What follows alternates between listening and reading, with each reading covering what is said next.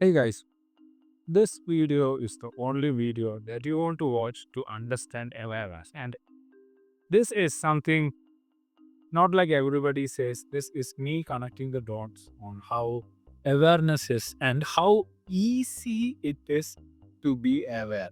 And all of this yogis and all of their thing is really wrong, and you need to be understanding this. So let's talk about in order to understand awareness. First, you need to understand time. So, let's first understand the basic thing, which is the restriction of time. Okay, what is name? What? What is time?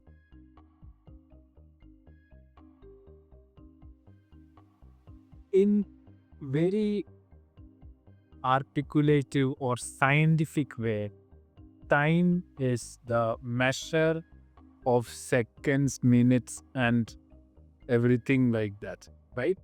What is time? The first explanation is it's something which is hours, minutes, and seconds. Well, it's not actually that. So it's days. Well, no, it's not actually that too. Well, it's months. Okay. What about years? Okay. What about lifetime? Okay. Now that is all personal, like human centric time, right? Consciousness centric time or earth centric time is sunrise and sunset. We call it one day. One day is what we invented what time is. Is one day, one sunrise and one set. Or if I say something else, 365 sunrises and sunset together simultaneously is one day. Is that right? Okay. Think about it, yeah. Last thing, existence, time is beginning to end will be our consciousness, right? But actually, I think time is just now. There is no beginning, there is no end. There is no creator, there is no destruction. It is just now. In order to understand this concept, yeah, we are talking about awareness, right? I'm saying for awareness, you don't need to meditate. This is just a trap. You don't need to go to a hill, sit and meditate on top of a mountain and earn siddhi by gods. You need to understand what is time. Okay, we have said that this whole thing, what we are trying to express time through words, is not time. It is just this 1 second that we are experience. So 1 second is also an expression of words, right? So what we are experienced, what our fathers has experienced, what our grandfathers has experienced, and what our grandchildren and children and grandchildren and any other thing has experienced, that whole experience is 1 second. Okay, that experience now has happened. Okay, there is no differentiation. Okay, so how do you relate time with awareness? What now? Let's understand awareness. First level of awareness is you meditate, right? You meditate. You see your thoughts. First, you rest your body. Okay. So there is this concept whereby, like lot of meditating guys will say, I have created this new way of meditation whereby you kind of do jump and say hope and say ha, and another guy will be saying you have to run 500 miles, come back, then sit down. No, it's nothing like that. So body has intrinsically a way to stabilize itself to the resting position. Okay, you run, you use your muscles, then you rest, then whole muscle will come back to the normal stage. So body will come back to its normal stage. So there is a knowledge inside a human which you do not have to teach. That is like a baby crying. Does the mother teach the baby to cry? The baby reaching his hands. Does the mother tell him, move this muscle? First you need to go to brain, and there you need to send a signal and move this muscle and do this and do that. No, right? Baby reaches. So that intrinsic knowledge body knows and we know. So what we are trying to do in meditation is first we agitate ourselves. So in yoga, we do Surya Namaskara, we do still poses. Why are we doing this way?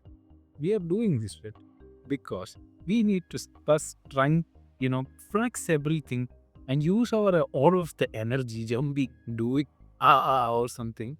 And then after you used up all of your energy, body will come back. When you expand your body will compress back to a cool state. Okay. So that cool or that normal state, you sit down and meditate. Okay. So when you sit down and meditate, now you only have to look at the mind. Okay. Because body will ideally automatically come back to normal state because you have agitated it. Okay. That's why in meditation first you do Surya Namaskar or something like that. Then you watch the mind. Okay. Our understanding is whatever we are thinking are not thoughts, is just the feet. And we select which feel we want, and that are the thoughts that we have. Okay. Then you see what thoughts are we want. Manifestation is just that we are selecting this kind of thoughts. Okay. Then we say we are not actually the thoughts. Okay. Then we say we are not actually the person who are selecting the thoughts. Okay. We say we are somebody is inside and we that is watching a screen which is inside your head. Okay. This is your eyes outside, and this is your eyes inside. That is saying there is somebody watching your thoughts and you are watching the reality outside, and you recognize that there is somebody watching your thoughts and the reality outside together. Then you realize that who is this body? And that is the answer to the question, who am I? Right? And then you say, who the F is watching this guy? Right? Because watcher and the one who is being watched can't be two things. Right? Because either you are a watcher watching somebody or you are watching somebody. You can't be two things at once. That is the logic of sentences, right? So recently we said this whole thing can happen in one instance, right? So the thing is, you had a terrible, let's say you had a social media wise, you didn't have a good parenting thing, okay? Or you didn't have a good upbringing, let's say, right? Wait a minute. Let's say your parents were not very supportive parents or something, or traditionally, why whatever the social media parenting is like, oh, if I need to be felt like this, then that has to be expressed by my parents, or whatever I need to be doing, we don't have that permission from our parents or something like that. That is our watcher justify the experience, right? Who is this watcher? And the watched is okay. So That is there. So parents and everything is there, right? But in the same way, in the same sentence, you also like you say, my parents didn't actually uh, do this process where I expected to want that process to be. But also in the same sentence, you are saying, hey, wait a minute, my parents did all the things that is necessary in their experts. Okay. So my point is, this both things, hey, my parents didn't do something, and hey, my parent actually did all the things that they had to do at that time, are true for the same time. Another example, I had a hard life because I had to work hard and I had to go to school or I had to travel to my work. Because I worked hard, I got this success, I got this confidence. Because I traveled to work, I met the person, and then I became this person who is right now.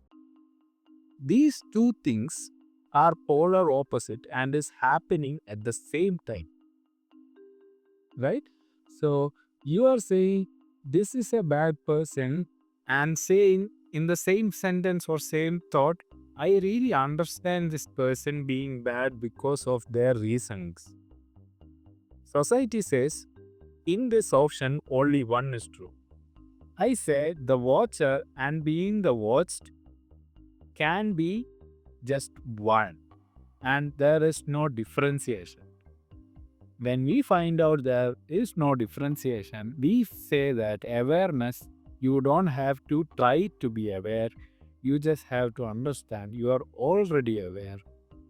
You are more aware about you trying to aware. That means inside you, you are creating a separation from your aware mind, which is the watcher, and being aware, which is the watch the stuff. And you're trying to tell watcher, okay, are you watching that? You are aware?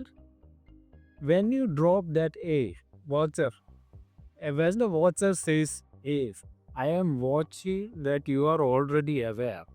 And the watched also says back to them, I know that I am aware and you are awarely watching the awareness. How aware I am? That is the time when we are aware, and you don't have to search for it because it is already true. You don't need to meditate because it is already true that you are aware.